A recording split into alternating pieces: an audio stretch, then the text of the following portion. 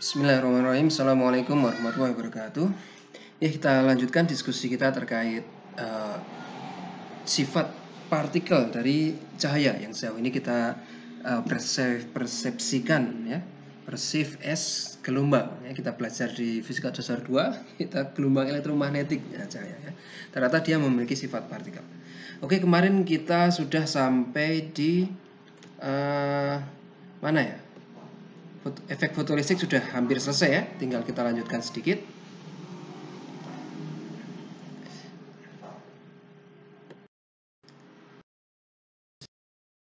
Oke, kita kemarin sampai sini ya, bahwa ternyata kinetik energi, ya, energi kinetik dari elektron yang dihasilkan dari efek fotolistrik itu ternyata tidak ada hubungannya sama sekali dengan intensitas cahaya yang digunakan, akan tetapi dengan frekuensinya. Ya, kemarin kita sudah mengevaluasi bahwa persamaannya adalah K maksimum dari elektron adalah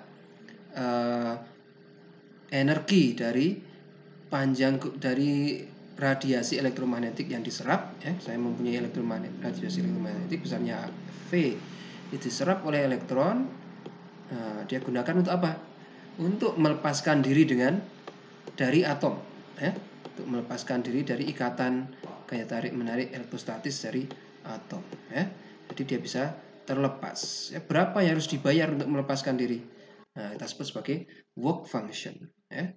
Kalau si elektron masih punya sisa energi, dia akan menjadi energi kinetiknya si elektron. Maka kita bisa rumuskan energi kinetik elektron adalah energi yang diperoleh dari cahaya.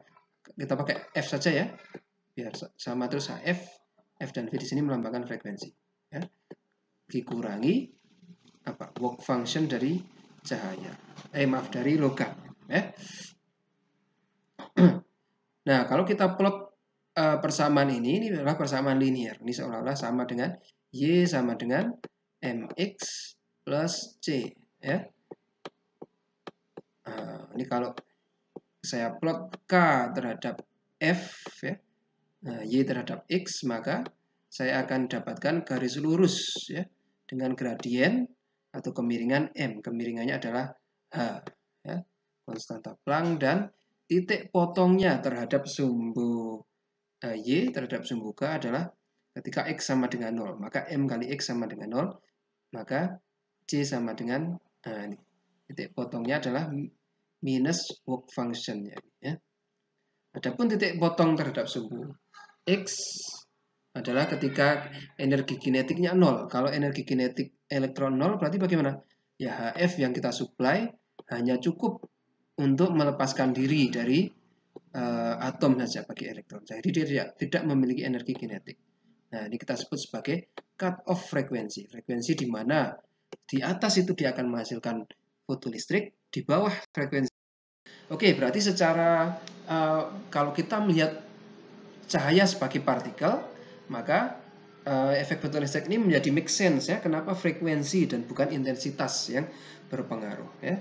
Menurut teori partikel, cahaya sebagai partikel, intensitas itu tidak lain hanya penjumlahan dari masing-masing saja. Kalau ini cuma ada 1, ini menjadi 4, intensitasnya 4 kali ya.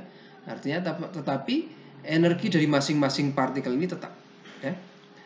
Nah, kalau satu partikel saja dia bisa mengeluarkan elektron, bisa kita lempar ya, bisa membalikkan si ember ini sehingga bola elektronnya keluar, maka intensitas berapapun bisa. Intensitas 1, 2, 3, 4, 5, 1000 pasti akan bisa ya. Tetapi dengan frekuensi berbeda ya. Frekuensi ini menurunkan energi, berapa tinggi energinya ya. Misalnya kita frekuensi rendah ya, analoginya seperti kita dorong dengan kecepatan yang kecil saja sehingga dia tidak akan nyampe sampai embernya ya. Jangankan mengeluarkan bola, sampai embernya pun tidak ya. Berapapun intensitasnya, mau ada 10 foton yang berwarna merah, ya 10-10-nya akan jatuh di sini ya. Tidak akan nyampe. Mau 1.000.000 juga 1.000.000-nya akan di sini ya. Berapapun intensitasnya tidak akan mempengaruhi ya. Tetapi kalau kita gunakan foton dengan energi yang mencukupi, maka 1 pun juga sudah akan bisa kalau dia memang pas diserap. pendekatan cahaya sebagai partikel, frekuensi dari partikel cahaya yang akan lebih berpengaruh terhadap fotoelektron yang dihasilkan ya dibanding intensitasnya. Intensitas hanya menyatakan sedikit banyaknya partikel cahaya. Jadi semakin banyak intensitasnya akan semakin banyak elektron yang dihasilkan. Atau semakin sedikit intensitasnya, semakin sedikit elektron yang dihasilkan. Tetapi dihasilkan atau tidaknya elektron itu bergantung pada frekuensi. Ya, sejauh ini jelas ya. Oke, kita cek dengan soal. Oke, kita mempunyai eksperimen fotolistrik. Efek fotolistrik menggunakan suatu unsur logam ya, sebagai katoda. Maka kita mencatat ya kalau kita gunakan lambda sekian, ternyata kita dapatkan potensial hentinya sekian. Ya. Nah ini kita memiliki 5 data. Kalau lambdanya 680, potensial hentinya 0,6, 515, 1,2 dan seterusnya. Ya. Kita disuruh untuk menghitung work function dari logam. Ya, yang kedua, cut off frekuensi. Yang ketiga, kira-kira dari data ini nilai konstanta Planck berapa? Gimana caranya? Cuma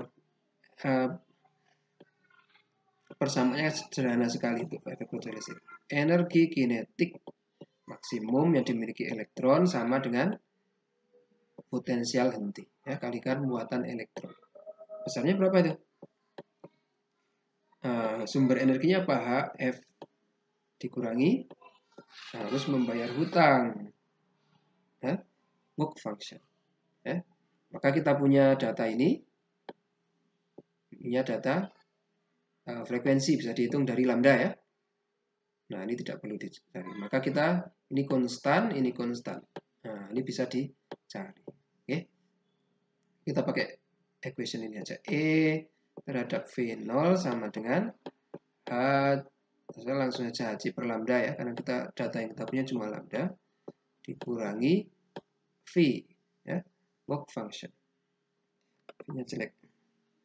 Gambar ulang. Terus bagaimana untuk ngeplotnya?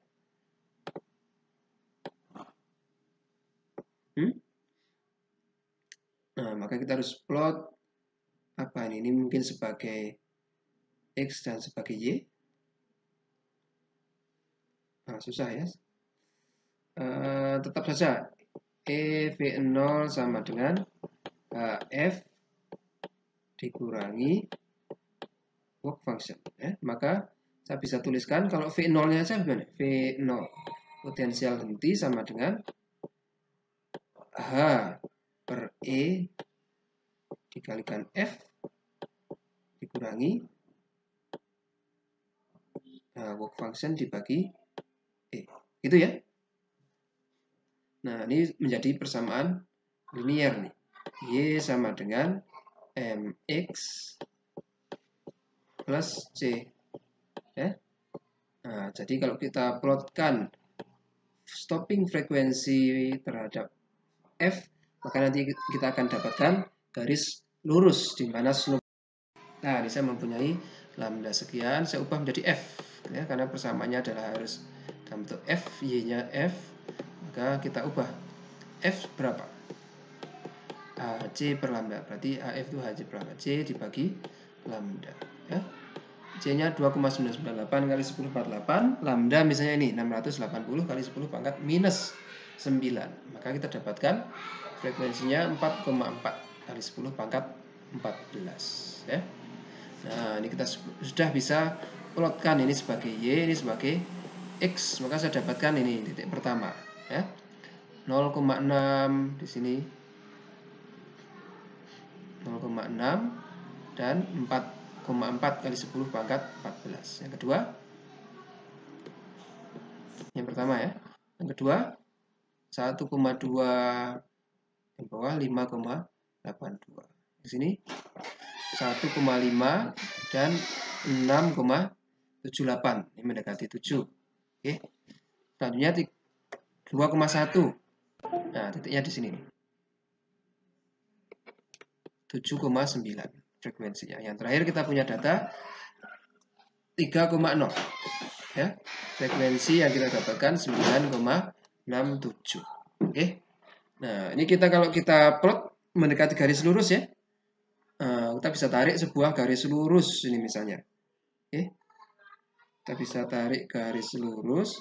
Ini lebih enak di Excel. Nanti kalau Anda tinggal plot Excel, pendekatan linearnya sudah akan ketemu. Oke. Kalau enggak ya diperkirakan. Kira-kira. Ya, misalnya saya mempunyai garis ini. Oke. Oke, sudah dapat. Pertanyaan tadi apa? Work function ya. Work functionnya berapa? Oke. Work function adalah titik potong kurva ketika F-nya sama dengan 0. Ya. Kalau F sama dengan 0 kan, ini semua menjadi 0 ya. Maka saya memiliki V0 sama dengan work function dibagi E. Ya. F sama dengan 0 itu di mana? Ya di sini, di sumbu ini. Ya, sumbu. Jadi titik potong kurva terhadap sumbu ini berapa? Di sini. Ya. Ternyata di sini. Oke. Nah, saya dapatkan kira-kira minus 1,3 elektron volt. Ya. Berarti work function-nya berapa? Ya, 3 elektron volt. Ya. Kok tidak perlu dibagi E, Pak? Ya, kalau bagi E kita jadinya dalam satuan joule. Ya. Kalau kita ingin satuan elektron volt ya sudah biarkan aja. Ya, kita ketemu 1,3 elektron volt. Ya. Artinya apa? Ya, satu muatan elektron yang dipercepat 1,3 volt. Ya. Itu sama dengan elektron volt sudah kita jelaskan kemarin ya. Harusnya sudah, saya ingat. Oke. Nah, sedangkan cut off frekuensi mana? Cut off frekuensi adalah yang menghasilkan nilai V0. Ya. Nilai Y-nya 0. Kalau ini 0, maka HF per E sama dengan Q per E. Maka HF sama dengan V. Ya. Itu ya. Nah, jadi energi yang didapatkan dari radiasi hanya cukup untuk melepaskan diri dari atom. Habis itu dia tidak punya energi kinetik lagi. Ya. Maka kalau tidak punya energi kinetik artinya tidak perlu stopping potensial. Ya. Dia sudah otomatis terhenti. Oke. Maka pada saat stopping potensial 0 kita dapatkan di sini.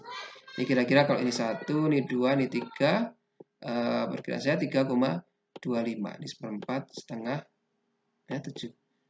Nah, kira-kira 3,25 kali 10 pangkat 14 Hz. Atau kalau kita buat dalam lambda berarti 922 nanometer. Ini kira-kira inframerah. Ya. Radiasi inframerah, near inframerah. Oke. Ini mirip dengan logam silikon ini. Kalau silikon 1,1. Ini apa ya? Kita logam. Jadi terakhir kita suruh memperkirakan nilai dari konstanta Planck. Ya, konstanta Planck berarti bagaimana? Slope-nya ya. Slope-nya ini adalah kita bisa hitung H per E. Ya. Slope sama dengan H per E. Ya. Slope, bagaimana mencari slope? Nah, matematika dasar 1. Ya. Y2 min Y1 dikurangi X2 min X1. Gitu ya. Arbitrary saja, silahkan saya ambil. Misalnya saya ambil di titik ini nih. Saya tarik garis ke sana. Nah, ini ketemu 2,2. Nah, kemudian saya tarik di titik ini sebagai 1. Tarik ketemu 1. Ya. Nah, tinggal ditarik ke bawah saja. Yang dari 2,2 itu kira-kira nilai X-nya berapa? Nah, ketemu misalnya ini 8,2. Ya. Yang sini misalnya kita hanya ketemunya 5,4. Ya. Maka tinggal dimasukkan ke persamaan Y2 min Y1, 2,2 minus 1,0 dibagi X2 min X1. Berapa? 8,2 kurangi 5,4. Ya, kita dapatkan slope atau gradien dari kurva saya adalah 0,43 kali 10 pangkat minus kali 10 pangkat minus 14. Benar ya, karena dibagi F. F-nya sebagai pembagi. Oke. Maka slope tadi sama dengan H per E. Ya. Nah, kalau saya ingin mencari H saja, jadi ya slope tadi dikalikan muatan elektron kali E. 1,602 kali 10 pangkat minus 19. Ya. Di 1,602 kali 0,4 apa? Hampir separuhnya ya. 6,8. Oke. Pangkatnya berapa? 10 minus 14 kalikan 10 pangkat minus 19 ya. Ini berarti 33. 0,68 kali 10 minus 33 atau 6,8 kali 10 pangkat minus 34 ya. Nah, ini cukup dekat dengan konstanta Planck yang kita sepakati sekarang ya. Konstanta Planck yang sekarang berapa? 6,626 kali 10 pangkat minus 34 ya. Jadi hasil kita ini masih within 3% akurat. Nah, tadi fotolistrik itu menyebutkan bahwa dia cahaya diserap sebagai partikel. Ya. Bisa dijelaskan dengan cahaya diserap dengan sifat partikel, bukan dengan sifat gelombang. Maka kita bisa menjelaskan fotolistrik dengan baik. Okay. Nah, sekarang kalau kebalikannya kira-kira bisa dijelaskan tidak? Cahaya dipancarkan, diemisikan sebagai partikel. Ya. Nah, kita akan lihat di sini. Ya, proses ini kita sebut sebagai proses pembentukan sinar X, produksi sinar X, ya, X-ray generation. Bagaimana menghasilkan sinar X? Nah, saya punya beda potensial di sini, baterai atau listrik, ya. Nah, elektron dibiarkan mengalir melewati sebuah kumparan. Ya. Nah, kemudian di ujungnya saya mempunyai anoda. Ini mungkin tegangan yang rendah saja, tidak perlu tinggi-tinggi ya. Tetapi antara katoda dan anoda ini kita hubungkan dengan tegangan yang sangat tinggi, kira-kira ribuan volt, ya, kilovolt. Ya. Jadi harapannya apa? Nah, tadi dengan elektron yang masuk ke kumparan ini, ya, dia sebagian akan terlepas, ya. Karena ketika si kumparan ini panas seperti kita lihat di filamen lampu, ya, itu terlepas. Ketika terlepas dia akan diakselerasi. Ini diberi muatan positif, ya. Ini kan dihubungkan positif. Sedangkan ini semua dihubungkan negatif, ya. Jadi antara positif itu akan dipercepat karena percepatan sangat besar, ribuan volt, maka kecepatan elektron menjadi sangat tinggi, ya. Nah, setelah itu bagaimana? Ya dibiarkan dia menumbuk atom di sini, ya. Menumbuk atom dengan serta-merta. Yes, ya. Nah, elektron yang dihasilkan kumparan katoda karena dipanaskan, kemudian dipercepat menuju anoda, ya. Nah, dengan beda potensial delta V. Ini kita sebut sebagai accelerating voltage delta V atau kadang ditulis VAC, V antara anode dan cathode. Ya. Elektron bergerak dalam tabung hampa untuk meminimalisir tumbukan dan udara. Oh ya, ini di dalam tabung hampa, ya. Ketika elektron menumbuk anoda dan diperlambat sampai berhenti, maka terjadi transfer energi dan transfer momentum dari elektron ke elektroda, ya. Dan sinar X dihasilkan, ya. Dihasilkan sinar X yang arahnya ke sana. Ya. Oke, kita analisis lagi seperti efek fotolistrik. Ya, kalau kita menggunakan model cahaya sebagai gelombang, maka elektron yang bertumbukan dengan atom tadi kita bisa analogikan seperti dua buah simbal, ya, yang saling bertumbukan, ya, gitu ya. Nah, itu kalau kita lihat simbal, gelombang bunyinya frekuensinya berapa? Semua frekuensi ada, ya. Semua frekuensi ada, semua frekuensi akan dihasilkan, ya, meskipun intensitasnya macam-macam. Okay. Tetapi dalam kasus ini bagaimana? Nah, ini kita lihat hasil yang didapatkan dari sinar X, ya. Ini lambda terhadap intensitas, ya. Oke, kita dapatkan. Oke, hampir semua panjang gelombang ada intensitasnya, ya. Nah, di sana ada. Ini kan tidak nol nih. Kalau kita lanjutkan terus sampai kapanpun ada, ya. Tapi kita lihat di sini. Di sini ini benar-benar nol, ya. Seolah-olah ada batasan, ya, panjang gelombang minimum yang bisa dihasilkan atau frekuensi maksimum yang bisa dihasilkan, ya. Nah, ini setara dengan accelerating voltage-nya. Kalau accelerating voltage-nya kecil, ya dia maksimum misalnya cuma bisa sampai 60 piko, ya. Kalau kita naikkan menjadi 30, dia menjadi sampai 40 pikometer. Kalau kita naikkan menjadi 40, kira-kira menjadi 35 misalnya. Kalau sampai 50, bisa-bisa menjadi 27. pikometer ya. Ada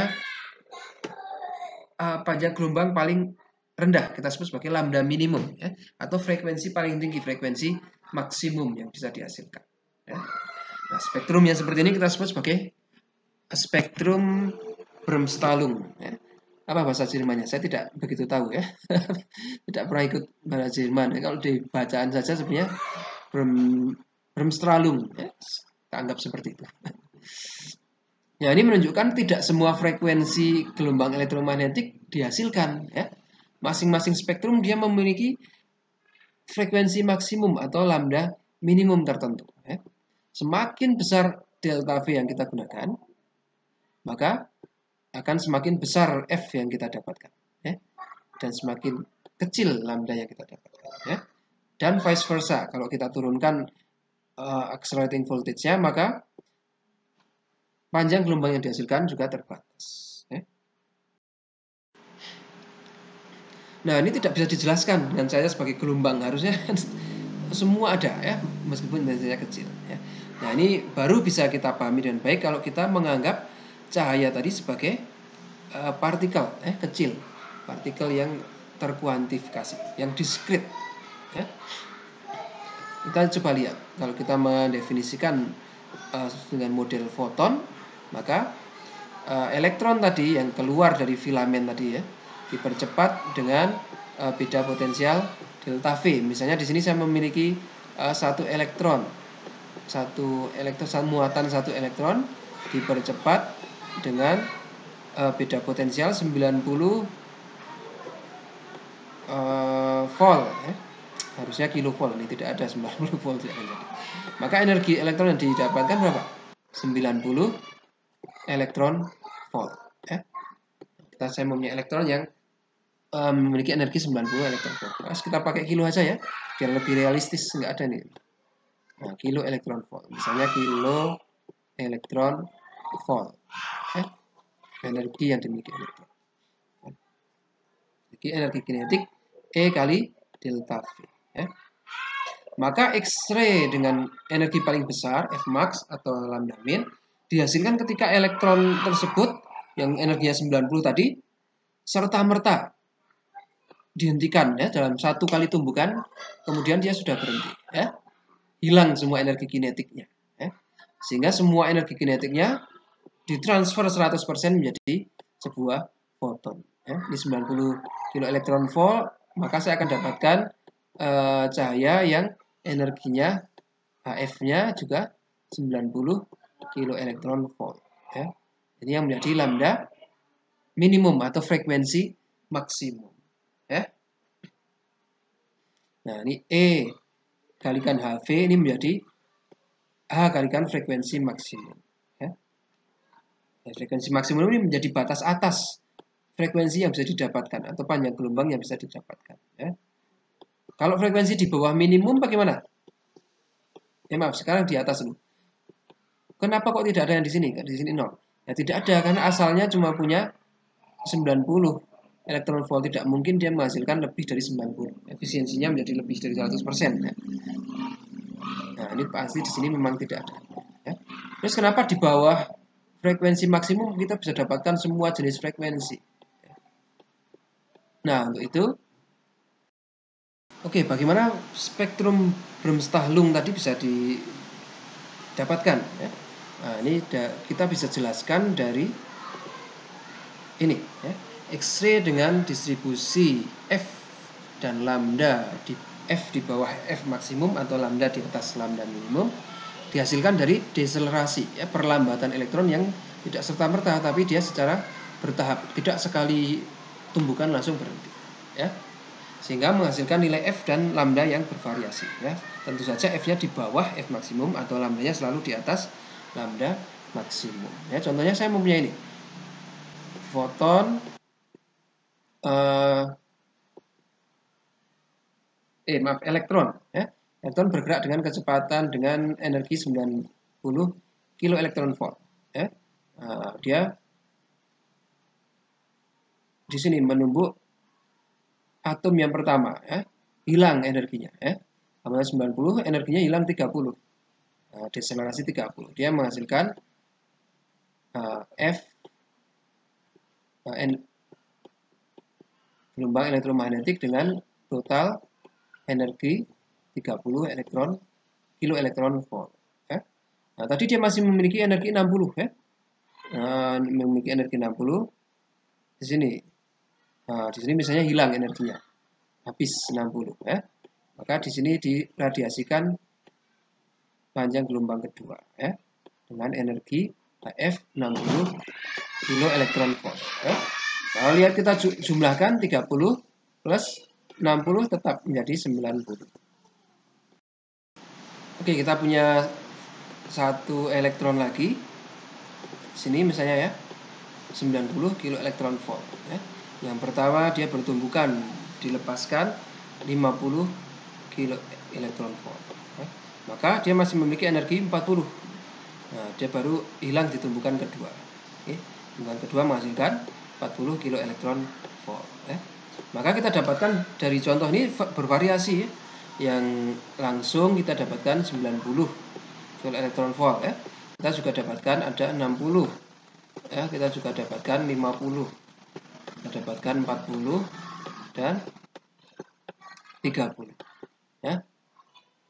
Nah, kita dapat ya, ini F maksimum atau lambda minimum.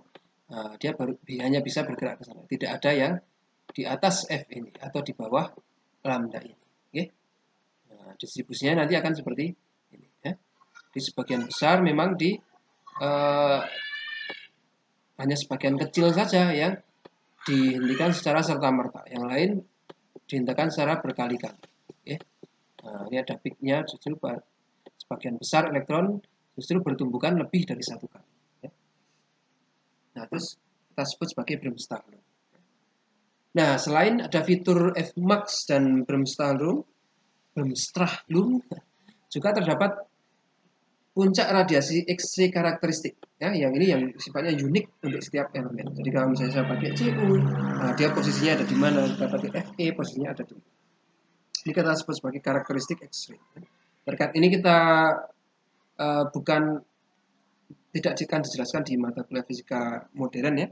Ini masuk ke ranahnya karakterisasi material lanjut nanti setelah semester 6 ke atas. Nah, ini contoh versi lengkapnya. Okay. X-ray yang dihasilkan dari molybdenum ketika kita menembakinya dengan elektron yang dipercepat dengan 35 kV ya. Kita amati di sini lambda minimum, kira-kira berapa? 0,35 ya. Kira-kira 0,035 mm, nanometer. Okay. Nah, kita juga bisa amati Bremsstrahlungnya ini, sesuatu yang dia bersifat distribusi. Nah, di antara dua itu kita juga dapatkan ada namanya karakteristik ya, yang unik untuk setiap unsur. Untuk molybdenum ini ada di ini dan di sini. Okay. Untuk besi mungkin di tempat lain lagi, untuk K alpha ada di mana lagi. Okay. Nah, itu terkait tentang sinar X ya. Nah, oke.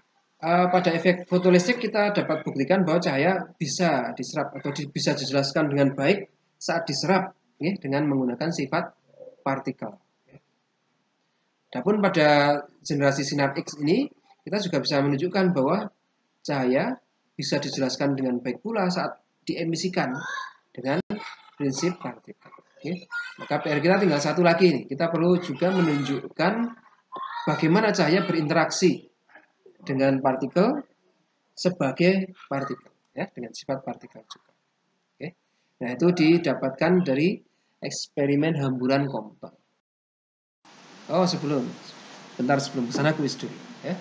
Gambar berikut menunjukkan energi X-ray yang umumnya digunakan untuk beberapa aplikasi ya. Digunakan untuk apa aja X-ray itu?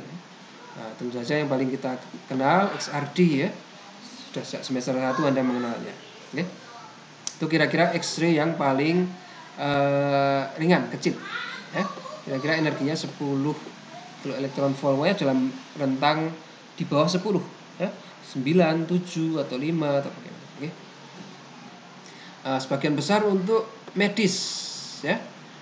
CT scan itu ada di sekitar puluhan ya. Jadi 60, 70, 80 kilo elektron volt ya.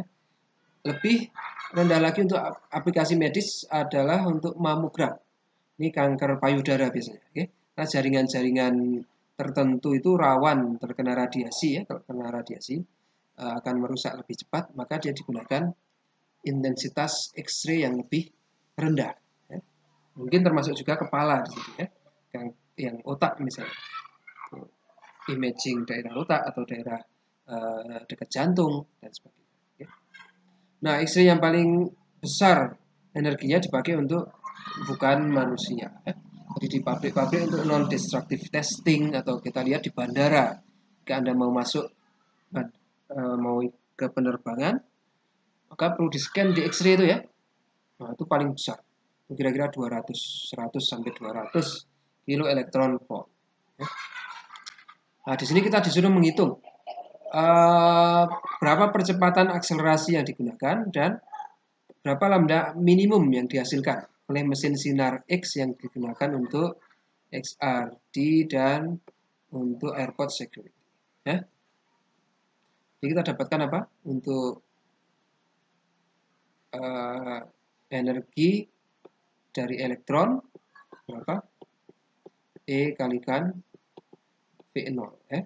Kalau dia menumbuk dengan sekali tumbukan, maka semua energinya akan diubah menjadi radiasi.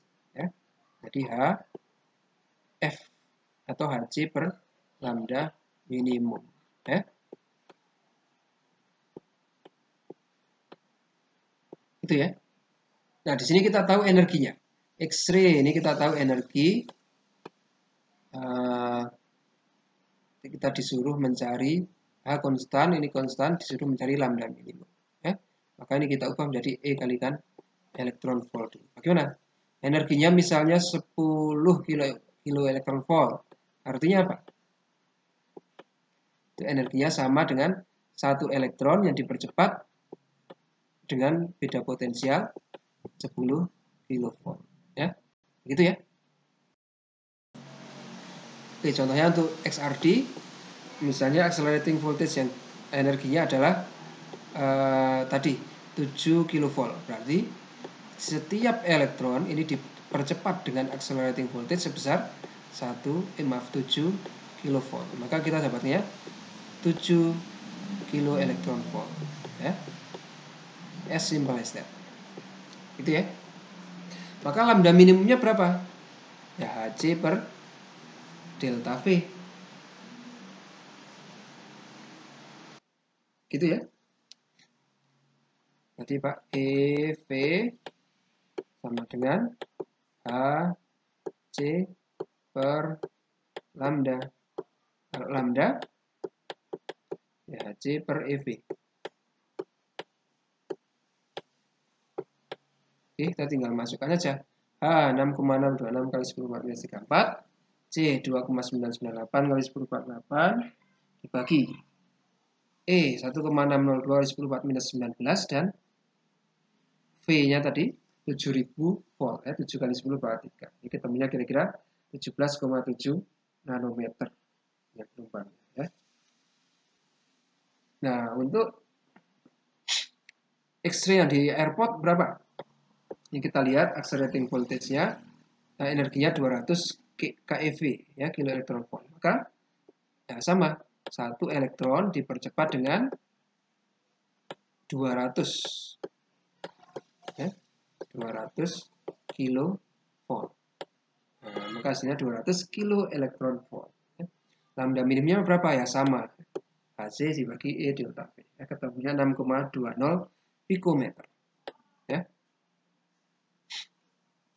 Nah, dengan ketiganya ini kita bisa secara confident ya, menentukan bahwa oh ternyata cahaya yang selama ini kita persepsikan, kita persep sebagai gelombang elektromagnetik, ternyata dia juga memiliki sifat partikel.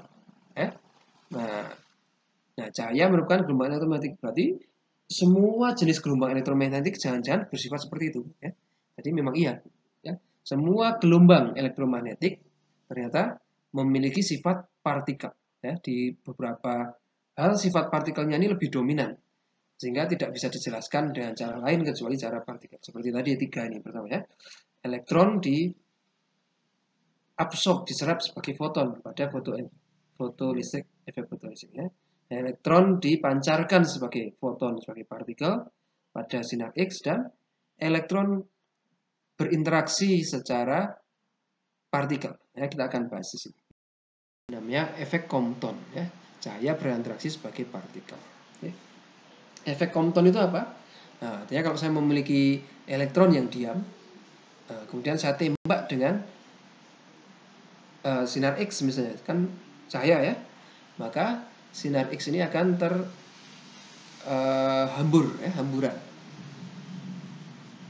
ya, akan dihambur, artinya sudutnya berbeda dengan sudut awal datangnya ya. Nah, model gelombang cahaya atau cahaya sebagai gelombang memprediksi bahwa cahaya hambur ini oleh elektron adalah akibat proses absorpsi kemudian radiasi ya. Jadi kalau saya mempunyai gelombang elektromagnetis, ketemu elektron, maka elektron ini akan absorb ya dengan cara berinteraksi ya, berosilasi ya. Berosilasi merespon osilasi gelombang ya. Nah, charge yang berosilasi ini yang dipercepat kemudian diperlambat, percepat, perlambat, dia juga akan kembali memancarkan gelombang elektromagnetis ya. Harusnya ke segala arah ya. Nah, untuk setiap sudut hamburan akan terdapat banyak rentang frekuensi ya. Frekuensinya bisa dari frekuensi kecil ke frekuensi besar untuk setiap sudut. Oke. Nah, akan tetapi yang diobservasi ternyata berbeda ya. Ternyata untuk setiap sudut hamburan ini cahaya datang berinteraksi dengan elektron, cahaya hambur ya. Ini ternyata dibelokkan dengan sudut tertentu. Oke. Ternyata hanya ada satu frekuensi dominan saja ya. Dan ini kita mempunyai, ketika sudutnya berbeda, frekuensinya juga berbeda secara proporsional ya. Ketika sudutnya berbeda, ketika sudut hamburnya berbeda, ternyata cahaya yang dihamburkan memiliki frekuensi yang lebih kecil. Semakin besar sudutnya, semakin kecil frekuensi ya. Nah, Compton dan Debye mengembangkan lebih lanjut ide Einstein terkait momentum tadi ya. Nah, tadi kan sebuah partikel, cahaya sebagai partikel, artinya kalau partikel apa? Paling gampang kan dia memiliki momentum ya. Terkait momentum cahaya, maka dia mengambil ide momentum cahaya. Bagaimana kalau efek Compton ini kita jelaskan dengan partikel dengan partikel. Sesuatu yang memiliki momentum itu kan partikel, karakteristik partikel sekali kan ya. Maka dia coba kan cahaya kita anggap sebagai partikel. Maka proses hamburan ini ya tidak lain dan tidak bukan adalah proses tumbukan, di mana ada partikel cahaya, foton, dan partikel elektron ya. Dalam sebuah tumbukan, maka energi dan momentum partikelnya pasti terkonservasi ya. Nah, ini misalnya ada sebuah tumbukan, foton menembus elektron ya. Elektron dia bergerak ke sana, foton akan di scatter, akan hamburkan ke arah lain ya. Maka kalau kita hitung momentum linearnya, momentum pada sumbu X harusnya sama dengan momentum mula-mula, momentum pada sumbu Y harusnya 0 ya. Karena memang mula-mula tidak ada momentum. Oke. Nah, oke. Ini cahaya kita memiliki momentumnya berapa? Belum sampai ya. Cahaya mungkin. Oh, sudah. Kemarin di relativitas kita sudah membahas ya bahwa foton memiliki momentum berapa besarnya? E dibagi C. Ya. E dibagi C. E dibagi C. Itu momentum dari sebuah ya. E-nya berapa? Ya, F. Ya. Konstanta Planck kali kecepatan cahaya dibagi C ya. Atau sama dengan H dibagi lambda. Apa kali? H dibagi lambda. Ya. Momentum elektron awalnya 0 karena dia diam awalnya. Ya. Setelah tumbukan, maka elektron memiliki momentum berapa? Momentum elektron.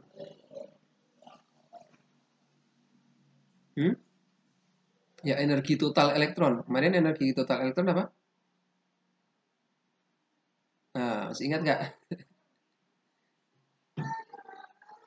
Relativistik. Kita masuk relativistik ya, karena ini biasanya kecepatannya tinggi dibanding benda yang kecil. Ya. Energi elektron ya berarti energi total. Ya. Energi total kan gamma mc kuadrat ya. Kalau energi kinetiknya saja ya gamma minus 1. Ya. Energi kinetiknya saja gamma minus 1 mc kuadrat. Ya. Kalau momentumnya berarti berapa? Ya energi kinetik dibagi C. Ya. Maka kita dapatkan ekspresi ini. Ya. Kinetik energi dibagi C. Nah, energi kinetiknya adalah akar dari energi total E kuadrat dikurangi mc kuadrat dibagi C. Ya. Nah, sedangkan momentum proton setelah tumbukan ya sama. Ini proton akan kehilangan sebagian energinya. Ya. Nah, maka dia panjang gelombangnya akan menjadi lebih lebar atau frekuensinya akan menjadi lebih kecil. Maka momentumnya sama E dibagi C, F final. Ya. Kalau tadi frekuensinya F1, nah mungkin ini sekarang menjadi F2, di mana F2 lebih kecil daripada F1. Ya. Atau H per lambda 2, di mana lambda 2 lebih besar dari lambda 1. Oke. Maka akan terjadi perbedaan antara panjang gelombang cahaya difraksi, scattering, tadi hamburan, dan panjang gelombang cahaya awalnya. Ya. Nah, ini kita sebut sebagai Compton shift, seberapa berubah lambdanya, ya, delta L lambdanya. Lambda final dikurangi lambda inisial, maaf ini kurang ya, bukan sama, dikurangi lambda inisial sama dengan H dibagi MC kalikan 1 minus cos theta. Ya, ini faktor H per MC ini kita sebut sebagai Compton wavelength, panjang gelombang Compton. Oke, jadi kira-kira panjang gelombang Comptonnya 0,00243. Nah, bagaimana nih bisa ujuk-ujuk duduk ketemu persamaan seperti ini? Nah, itu tugas Anda di PR. Itu tugas ya. Oke, coba misalnya dalam eksperimen hamburan Compton dengan menggunakan hukum konservasi momentum relativistik dan energi relativistik, buktikan bahwa pergeseran Compton dapat dirumuskan sebagai ini salah ya, ini minus, sebagai delta lambda sama dengan lambda F minus lambda I sama dengan H per MC kali 1 minus cos V. Ya. Bagaimana? Ya, tetap dua ini ya, konservasi momentum dan konservasi energi. Konservasi momentum berarti momentum sebelum tumbukan harus sama dengan momentum setelah tumbukan. Ya, momentum sebelum tumbukan apa? P I ya, untuk yang foton elektronnya 0. Momentum setelah tumbukan momentum final dari foton plus momentum elektron. Ya. Nah, ini kita harus cari sendiri. Okay. Yang kedua energi sebelum tumbukan yang memiliki energi foton F, energi elektron yang diam apa? Relativistik mc kuadrat. Ya. Energi setelah tumbukan F2 ya, kita ambil 2 saja, F1 dan F2. Ini P2 aja. Ini P1. Kemudian energi elektron setelah tumbukan bagaimana? Energi diam ditambah energi kinetiknya. Ya. Energi diam ditambah energi kinetik. Ya. Jadi totalnya berapa? Oke, kita coba kerjakan. Ya. Oke, momentum awal sama dengan momentum akhir. Ya. Momentum inisial sama dengan momentum final dari foton ditambah momentum elektron. Karena awalnya elektron tidak memiliki momentum, dia diam ya. Atau kalau saya ubah yang foton di kiri persamaan, Sisi kanan bersamaan yang elektron dikirim, jadi momentum elektron sama dengan momentum foton awal dikurangi momentum foton akhir. Ya. Nah, ini saya kuadratkan dua sisinya. Ya. PE kuadrat sama dengan PI minus PF kuadrat. Oke. Ini kiri dikuadratkan, kanan dikuadratkan. Oke. Nah, maka ini kita jabarkan. Ya. PI min PF kuadrat berarti PI kali PI, PI kali min PF kali PI, dan min PF kali min PF. Kita dapatkan ini PI kuadrat plus PF kuadrat minus 2PI PF cos theta. Ya. Dimana theta adalah sudut antara dua vektor tadi. Momentum awal dan momentum akhir, sudutnya bagaimana. Oke. Oke.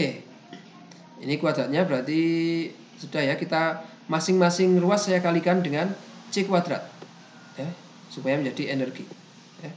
P kali C kan energi. Nah, saya punya P kuadrat, maka saya kalikan dengan C kuadrat. Nah, ini saya kalikan C kuadrat. Yang sini saya juga kalikan C kuadrat. Ya.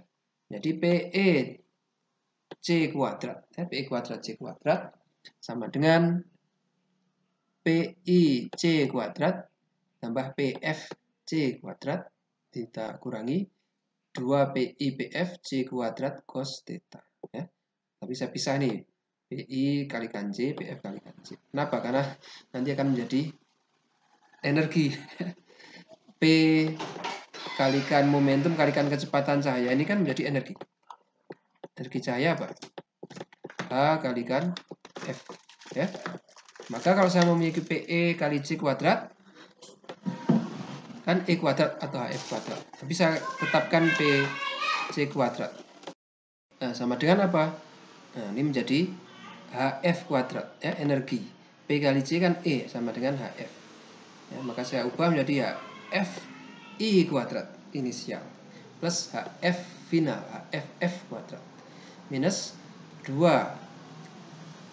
HF1 HF2. Maka hanya saya kerjakan 1, 2H kuadrat F1 F2 cos V.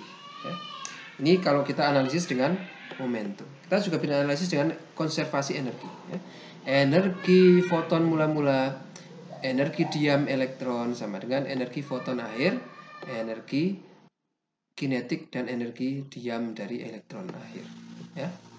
Energi kinetiknya kan energi. Ya, kinetiknya kan PC kuadrat, ya. PEC. Iya, P momentum elektron kali kecepatan. Ya, ini kan energi. Maka kalau PE kuadrat C kuadrat, ya ini energi kuadrat. Nah, kalau di akar, dia menjadi energi. Ya. Gitu ya. Kenapa kok dibuat akar? Ya, karena selanjutnya saya akan mengkuadratkan, jadi biar lebih gampang. Oke. Nah, kiri dan kanan kita kuadratkan, ya. Sebelumnya saya pindah ke sini. Jadi yang sini semuanya ada 3, yang sini hanya 1. Ya, ini menjadi seperti ini. HF I plus MC kuadrat minus HFF kuadrat sama dengan, nah ini semua yang dalam akar kuadrat. Dalam akar dikuadratkan hilang kuadrat, hilang akarnya. Ya. Sebelah kanan menjadi hilang akarnya, sebelah kiri menjadi ini apa? Kalau Anda mempunyai aljabar nih, A plus B minus C kuadrat artinya bagaimana? Ya, A plus B minus C kalikan A plus B minus C. Ya, hasilnya apa? Nah, ini A kalikan A. Saya dapatkan A kuadrat. Selanjutnya, A kalikan B. Jadi apa? AB. A kalikan B misalnya, ya. Jadi AB. Kemudian A kalikan minus C minus AC. Sekarang gantian yang B. B kalikan A plus AB, ya. B kalikan B plus B kuadrat. B kalikan minus C minus BC. Sekarang yang C. C kalikan A minus AC. Kemudian minus C kalikan B minus BC. Kemudian minus C kali minus C plus C kuadrat. Ya. Nah, hitunglah seperti itu. Ya. Maka saya akan dapatkan sama seperti ini. PEC kuadrat sama dengan HFI kuadrat plus HFF kuadrat minus 2H kuadrat FIFF plus 2MC kuadrat HFI minus HFF. Ini kita bandingkan. Dari momentum kita dapatkan ini, dari energi kita dapatkan ini. Sama ya di sini ya. PEC kuadrat. PEC kuadrat. Maka PEC kuadrat sama dengan PEC kuadrat. Ini sama dengan ini. Ya. Nah, ini kita lihat ada beberapa fraksi yang sama. HFI kuadrat. Nah, saya bisa coret saja. HFF kuadrat. Saya bisa coret. Maka saya bisa samakan bahwa ini yang terakhir ini sama dengan ini. Oke. Nah, Anda solve untuk itu. Kita dapat persamaan ini. Oke. Delta lambda atau lambda F dikurangi lambda I sama dengan H per MC dikali 1 minus cos V. Oke ya, bisa dikerjakan ya. Nah, oke, dengan itu kita conclude bahwa so far kita sudah bisa membuktikan bahwa cahaya diemisikan, berinteraksi, dan diserap sebagai partikel. Nah, selanjutnya kebalikannya. Kalau gelombang ternyata memiliki sifat partikel, apakah partikel juga memiliki sifat gelombang? Nah, ini kita akan bahas di pertemuan selanjutnya. Partikel bersifat gelombang. Untuk saat ini kita cukupkan sekian. Kita tutup.